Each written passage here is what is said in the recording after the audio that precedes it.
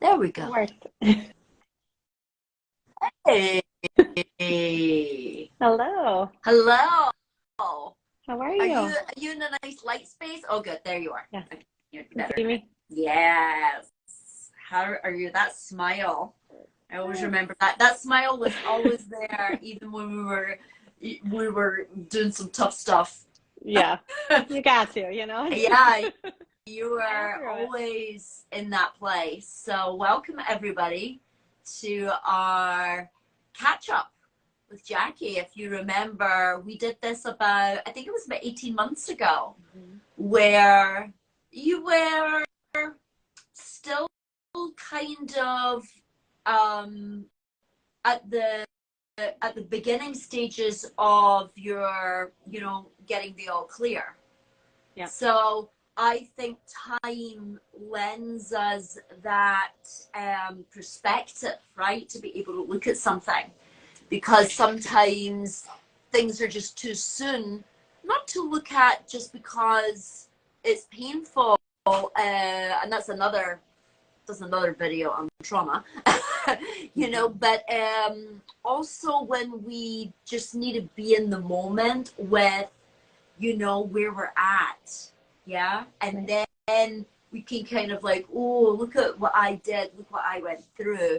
And it's and that video would be very different to this one, right? Yeah. Because there's been time and space between that and you getting back into life and really what's changed for you. So everybody, those of you that don't know, there's another video on my YouTube channel where Jackie and I talked.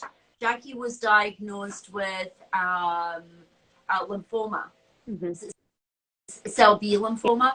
Yeah. Yeah, Non-Hodgkins. yeah, Yeah, B-cell. yeah. And should we talk about the serendipity that brought us together? Yeah. I know. I was looking back to Patty because I was like, yeah, when was the timing of all of this? And I realized I reached out to you. It was the night before my 40th birthday. But also, I was working with someone Yeah. that you And knew her mother. right. Yeah. And it was because I was talking to my friend Beth and, about my situation. And she said, Meg, her daughter, hey, has been working with Patty Penn. And I said, she's like, she was in Heal. And I said, oh, yeah, I had watched that when it first came out, but I fell asleep. So I decided to watch it again. And I Yeah, was you fell asleep watching and I was when like, when I was coming on. And I didn't know who you were, but I'm like, yeah, I watched Teal. So I started rewatching it and I was multitasking, doing some work. And then I looked up and I said, oh, this is the woman who I had seen before. But the first time I watched it, I fell asleep in bed and I woke up at your part and I just started like sobbing. I didn't even know what was happening. I just woke up, saw like 10 seconds and just like started crying and fell back to sleep. And then fast forward 2 years to watch it again I know. and come together. But I knew when I saw you, I said, oh yeah, that's the woman I want to work with. And so I Googled Heel Cast and I said, oh, that happens to be Patty Penn. And that's who Meg said I should talk to. And so I said, sent off another email and that started and right it all. before your 40th birthday. Wow. Yeah. Yeah. I know. Yeah. And we started working only remotely. Yeah. I've never met Jackie in person. I know. That's and wild, that shows isn't it? Power of when you are in it to, as I say, win it. When you're in it and you're doing the work with me, like it doesn't matter if you're sitting in front of me or you're 10,000 miles away, I'm still going to make you cry. You're still going to like, oh, she found that sword point. It's, and that's the great thing about working with energy, because, streaming is an energy form. Yeah. So for me, it's a medium that I understand through time and space very well of like non-locality, because we do distance healings, we do distance work. So for me, it's never a barrier in any way. So yeah, and I had said to you I wanted to tune you to your level 1, And actually, Rosa is online, and Rosa and Sam both came because they were being my proxies those 2 days to I think it was yourself and maybe even Vanessa in Dublin. So it was really interesting for them because they've come to this work in a way of a spiritual practice to get out of their own ways of their limitations and their blockages, and all their other, the baggage, the emotional inventory of your life. So when they experience that attunement for you and the other person, it was really mind-blowing for them, because they were like, wow, I'm using it here, but then somebody else is using it in a different place over here for cancer, and maybe I need to get deeper with my practice. That was their message, right? Because they were like, I'm just doing this, and you know, and it's helping me in my life. But they then realized the force of it after that proxy attunement. Yeah, that was fun. So yeah, let's talk about some of the, you know, what do you remember as being, you know, part of the journey? What were the standout moments for you? Yeah. So I mean, I just remember like the first thing was, I'm laughing because when you say you could make me cry from anywhere, it was before we even talked, you know, just starting the conversation. You know, I reached out and I was like, yeah, you know, I'm starting cancer treatment. And I remember I actually saw this in my first email to you. I'm like, I know I'm going to be okay, but I'm still having like a lot of fear, and I want to like figure out how to release that fear, because I've done some tapping before and I've found it useful, but I'm like, I just know there's like something still here. There's still stuff here that I want to make sure it's like gone, because I need my body and like my mind to be able to heal this, which is pretty serious. And so Yeah. I was just like, okay, la-di-da. Well, and I sent you some very... someone used an amazing word this week with me, which I thought was really spot on. And she said, you know, I have been going through life healthy adjacent. And I thought, oh my God, that's such a good word. And I think it's, what can we get away with not doing? Because it's inconvenient for me to look at this stuff. Yeah. But the thing is, it doesn't go away.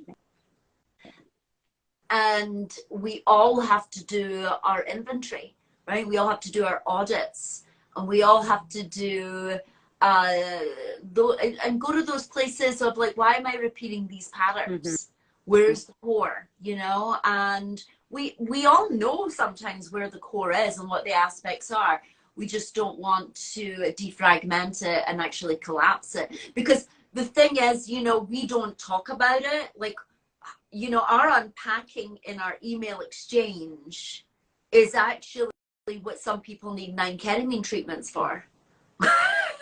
Or they need to do ayahuasca, or they need to have some kind of major epiphany that's horrifying.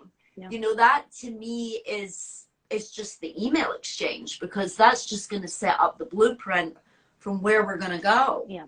I saw a big shift in you when you did the Radical Miracles workshop with me. And I'm creating that into a, not just a book, but also something that you can do and download and go through it and then do it as groups again. Because I think that also, you had some people that were coming on and be like, oh my God, I want a miracle. Yeah. And then you came on with a port-in from a hospital bed. And they're like, please. Oh. You know, because humans can't not compare. Right? It's just, that is your job, to stay in your lane. And they're like, oh, I feel as if I'm asking for too small a miracle, or maybe I'm taking a miracle away from her. And I think that's very interesting, you know, because it created a wonderful dynamic in the group for everyone Yeah. Everybody to understand the gravity of this work. Right. You know, and I'm very humorous, and I use a lot of humor to get people through but I'm also very to the point. I love that. With that humor. Because that to the point and that cutting is by degree with people. So if someone is, I need to turn my speedboat around really quickly because I'm going to go over the falls, I'm going to have to shout. Yeah. Because you're not listening, and we're going to have to turn it around, and you're sitting there frozen, and we need to do it. And then depending on where people are at, we have to go all in. And that can be really challenging for people. As you saw, Yeah. as you wanted to do this work with a circle with people with cancer, and no one really signed up. Yeah. And I had said to you that you're the exception. You're really the anomaly, because people usually come to me after cancer. You came when you had it and in the middle of it, and that is huge, you know, to turn it around. And I've had people over the years, but there's a specific vibration that you all have, and you're all in. It's not I'm 1 foot in the door, I'm 1 foot out the door. I'm not hesitating. There's no doubt. It's like, I have to do this, even if I don't want to do it. Mm-hmm. There's still that I have to do it. So yeah. Bravo. Oh, so yeah. Here we are. Yeah. It really was, you know, wonderful to watch you stay in this buoyancy, stay in this vibrational lightness in the denseness. And I think that was commendable. So what do you think was the hardest thing going into the work was for you? Yeah, I think like one, just getting my diagnosis when I did, like I was really happy. Like I was in like a really good place. I had just like gone through some things. I mean, I had gotten divorced and I just moved, but I felt like, yes, like things are going great. So then this happened and I was like, what? And so then like starting the work and like acknowledging that there had to be something there. Like I knew like something had to change, but I didn't want to change. Like, and I think my idea of like what change meant was like really hard, because I'm like, I really just like want my life to be how it was. And so let's go back. Like, you didn't want to change. What did you think was the change that you didn't want to change? Yeah, I thought I was just gonna like have to be someone different, or like lose who I was, or like lose things in my life. I didn't like. Yeah. So I just thought I associated like change with loss. Yes. And what do you think that change was on the other side of it? On the other side, it was just like, I think my like perspective. So it was like, yeah, I got to keep like all the great things, but I had this like awareness now. Like that's what changed. Like I was just so aware of so many things, like how precious life is, and just like subtle things in day to day, right? Like when I'm getting really tired now, it's like, okay, wait, hold on. Why are you tired? Like what's going on? I'm probably avoiding something or not doing something, you know? Yeah, because I think most people don't want to know, and they think if they know it's going to be heavy, but actually the knowing is light.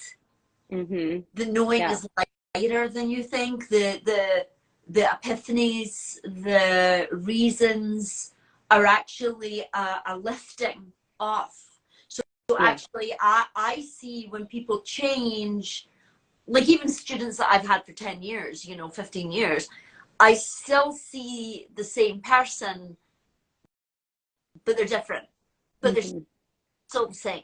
So I think that's a really great compliment to, the work that you guys do at Pause and Joy, because it's to me, it's an enhancement of who you really are. that was just under some stuff that you don't even know that you're under. Yeah, definitely. That's what it feels like after. And then I think when you're forced to look at it, there's a resentment first at looking at it.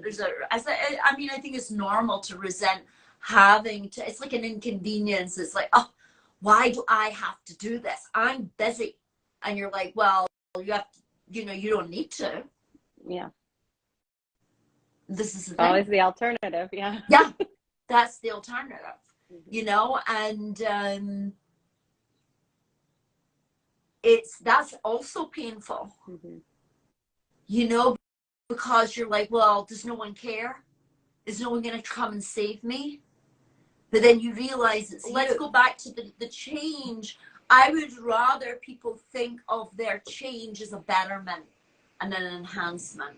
Because I think when you think of change, and even like this old fashioned, I was brought up with this work since I was 2. All the Victorian, it's the divine white light. You're going to have to die to yourself and be rebirthed. And that's not as romantic as they make it sound. Right? It's just not romantic. It's not a romance novel. It's not a Charles Dickens play or book. It is raw.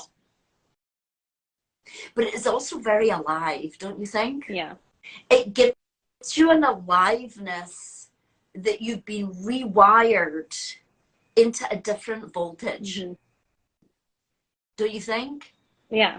And like people notice that too. It's tell me what people say. Yeah, it's so I think we were talking about like the miracles, and maybe just go back there for like a second, because in the middle of my treatment, you said join this miracles, and part of the pre-work was like come and with miracles that have happened to you. I'm like, I haven't had any miracles, like what? Because I'm thinking like walking on water and stuff like, like that's what was in my mind. So that on its own, just realizing by the end of that first workshop, I'm like, oh, I've had like a million miracles. Like I'm here, one. But I talk about it all the time, and I didn't realize how much I talk about it. But, a friend called me the other day and was like, oh, this miracle happened. And I immediately thought about you. And I met someone on a plane, and we were just talking, and I wasn't quite sure, but I kind of thought, he had a hat on that looked familiar to me, and he was going through cancer treatment, and I had just made a comment about something health related, and he asked, and so we exchanged info, and he'll text me like, hey, Miss Miracle. And I think it's just that, like, because we appreciate it now, and you want other people to know. And especially, I think in my position, people that do know like what I've gone through, or maybe that I don't really talk about it. Like I'm like incredibly grateful that like the cancer isn't like something I'm not someone who thinks about it every day. Like when I realized, oh my God, it's been 2 years that I've been in remission. It's like, and so for you to really kind of bring that forward, which is in essence, just like you said you did to the man on the plane, and you're kind of like that you're like a talisman to him now. You're like a totem, you are this thing, lucky charm, whatever you want to put, whatever way you put it, inspiration, that he is like, you are was it Bannerman that did the mile, in a minute, that was, or was it the 4 minute, Richard Bannerman, I think it was, and he made it possible for people to do that afterwards. Right. I think that's what you are, when you talk about it, you are showing other people possibility, and not even just the cancer, with their depression, with anything that they're going through. Like if the lady can do it, if you're going to use comparison, and you can't get comparison, look at and compare to people that have done great things, that you also have the possibility to follow in that trailhead, in that pathway that someone else has created for you.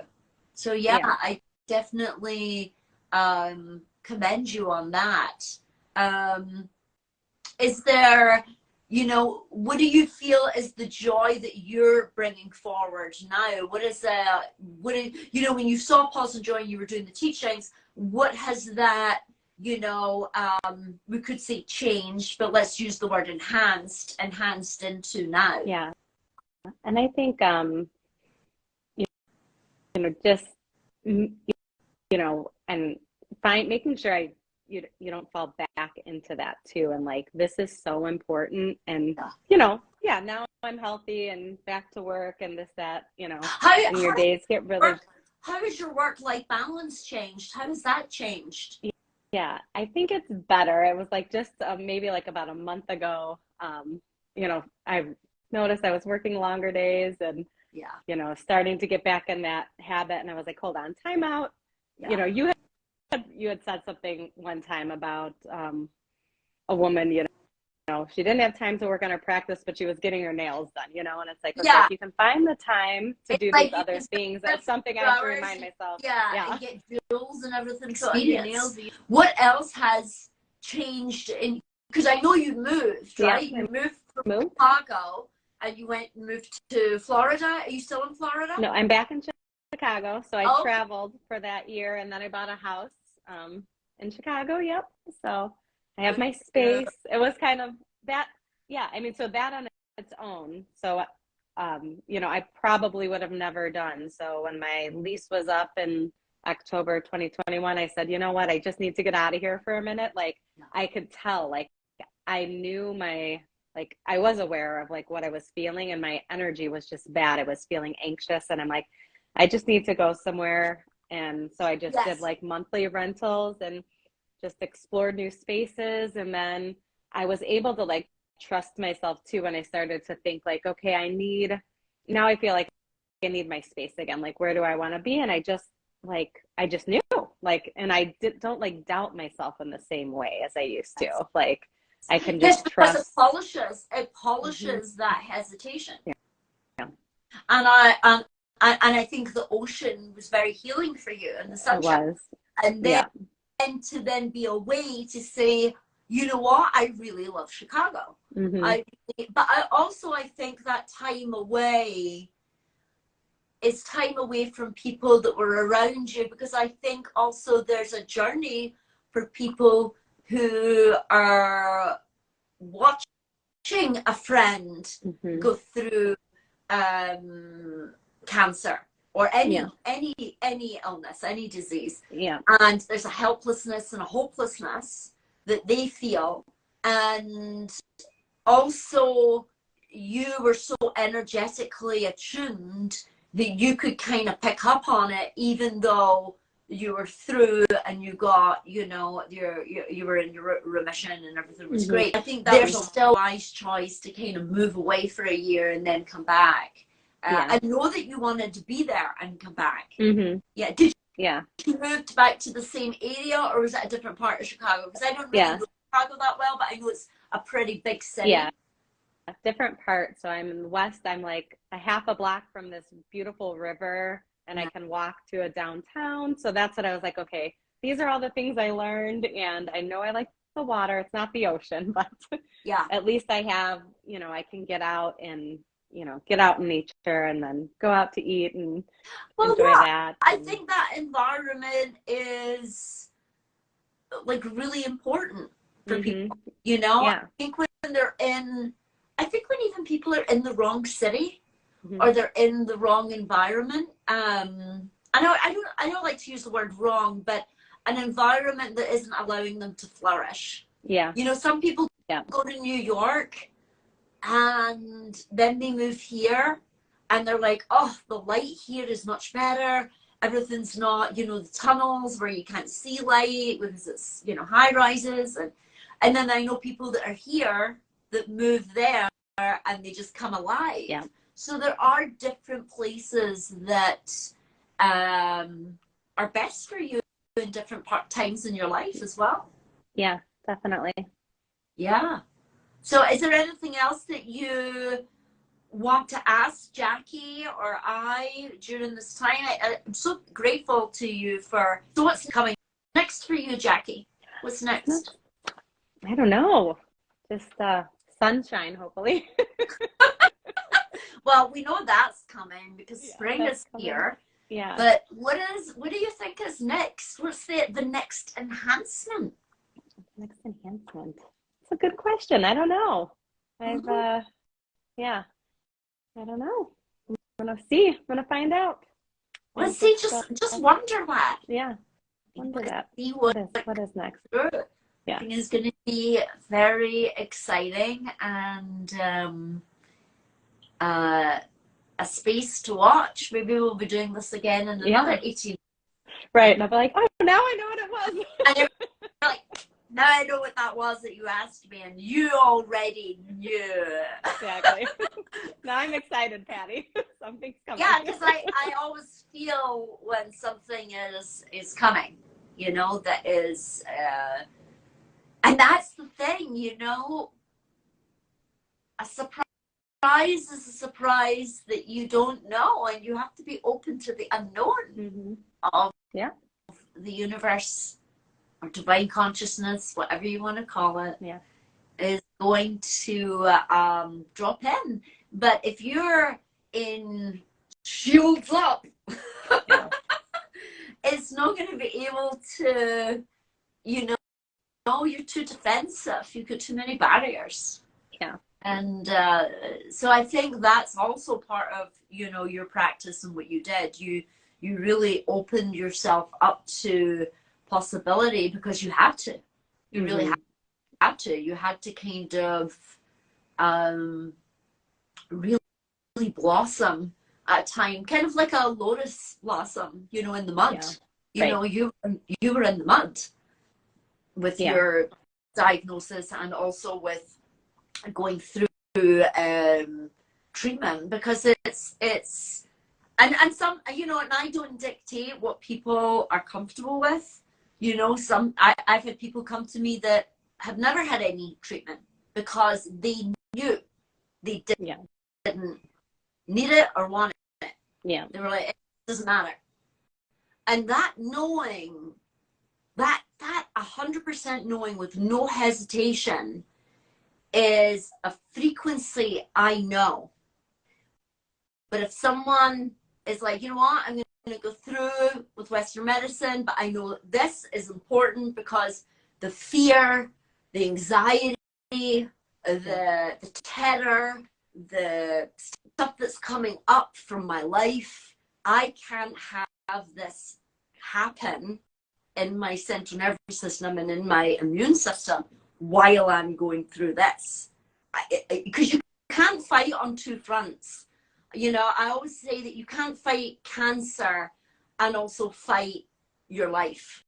Yeah. You know, it's and be mad, you know, because that's also what people don't really anticipate. It's like the anger that you're sick, angry that you're sick, angry, why me? You know, all these are natural things that people go through. So yeah, thank you so much for doing that. As Derek said, it takes a lot to open up for real about your journey.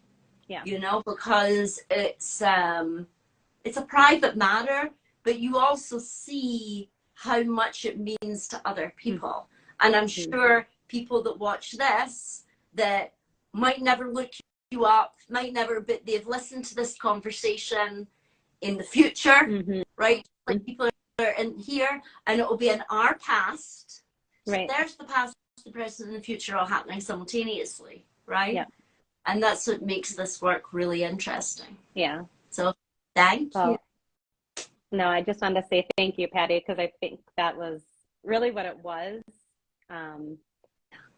being able to stay physically really like strong and like guarded and like centered where I needed to be. But I knew that I didn't want that wall to be up for all the energy and like blocking stuff in and blocking stuff, you know, holding stuff in that I needed to let out and letting all of this in. And I mean, I don't want to cry or anything, but you know, your work and like just the community. I know there's so many people on here that were part of our miracle workshops that, you know, just did allow me to get through this and, you know, continue to take it forward. So I am forever grateful. And, you know, I think it is amazing work. And I hope that, you know, people, you know, it wasn't that bad, you know, it wasn't, you know, you got to go through some stuff, but it totally was like, oh gosh, yeah. I mean, that was easy in retrospect. Well, to the benefit you get from it. It's the cliche, isn't it? The only way through is through.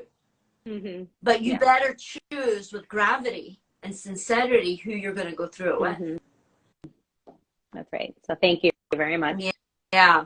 No, I think it's magical. I know that you did heal a part of one of my students who knew exactly where you were when you were in hospital with your port in for getting treatment, because her husband, I didn't have the privilege of knowing her husband, but she knew, because she knew that those hospital rooms, and it was very healing for her, you know, to I think I paired the two of you up because I knew it would be very, very good for both of you.